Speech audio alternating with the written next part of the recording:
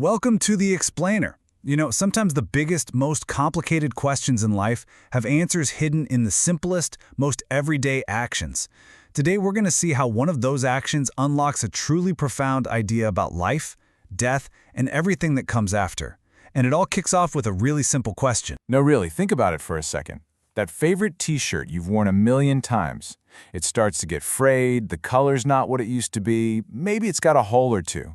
You don't wear it forever, do you? Of course not. You set it aside and you grab something new from the closet. It's something we all do without even thinking about it. Well, what if I told you that this exact idea, the simple act of changing your clothes, is the powerful metaphor a 3,000-year-old text uses to explain the single greatest mystery of our existence? Yeah, we're diving into the Bhagavad Gita. It's one of the cornerstones of Hindu philosophy, a text that has guided thinkers and seekers for thousands of years. And inside it, there's this beautifully simple answer to that enormous question of what happens to us. That's how it sounds in the original Sanskrit. It's got this amazing rhythm, doesn't it? That first part is setting up the exact analogy we've been talking about. As a person, giving up old garments. Now let's look at the whole thing in English to see where it takes us. And boom, there it is. So simple, but wow, is it powerful. The verse just lays it out there. Your physical body is like a piece of clothing. And the soul? Well, the soul is the person wearing it. When the clothes, your body, get old and worn out, they're just discarded. Time for a new set. So let's really break this down. How does this analogy actually work? When you unpack it, the core philosophy is surprisingly clear and logical. Okay, so the comparison is a direct one-for-one. The person in the analogy, that's not your body. That's your true self, your soul, what's called the Atman in Sanskrit. And the old and new garments, well, those are just the different physical bodies that the soul lives in over time. And this idea of the Atman, it's everything. It's the real you, the conscious, eternal spark that's totally separate from your mind, your ego, and definitely from your physical body. It's the one who's actually wearing the clothes. And this is the most important part to get. Just like you are still you, whether you're in a fancy suit or your comfy pajamas, the soul, the Atman, stays exactly the same as it moves from one body to the next.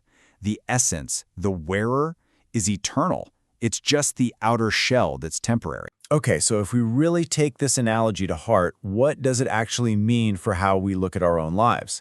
This is where the idea completely flips our entire script on life and death. You know, this one simple thought opens up a whole treasure chest of philosophical ideas. First, the soul is immortal. It was never born and it can never die.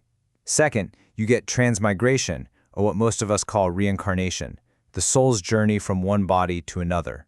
This means the body isn't you. It's just a temporary vehicle, a tool for you to have experiences.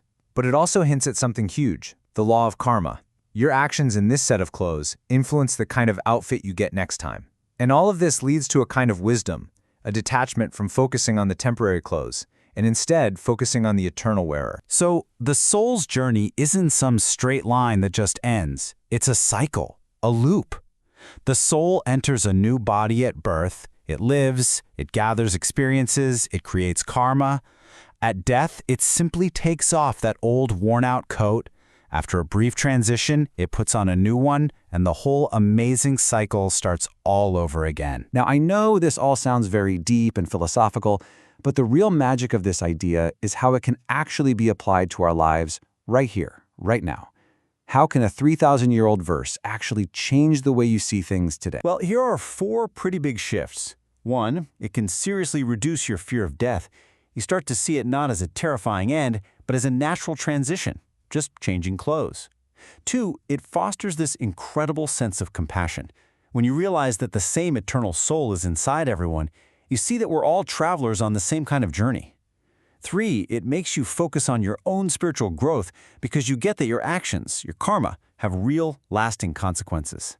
And finally, it helps you loosen your grip on all the temporary material stuff because you start to value what's eternal over what's just passing through. And that's really the bottom line. Taking this idea on board isn't about checking out of the world. It's about living in the world in a much more balanced, meaningful, and fulfilling way. It's about knowing what truly matters, what's permanent, and what's just a temporary outfit. So I'll leave you with this question to think about. If this body, this life you're living right now, is just one garment on a very long journey, how are you going to wear it? What will you do? What experiences will you gather? And what legacy of actions will you leave for the soul's journey ahead? Thank you for joining us on The Explainer.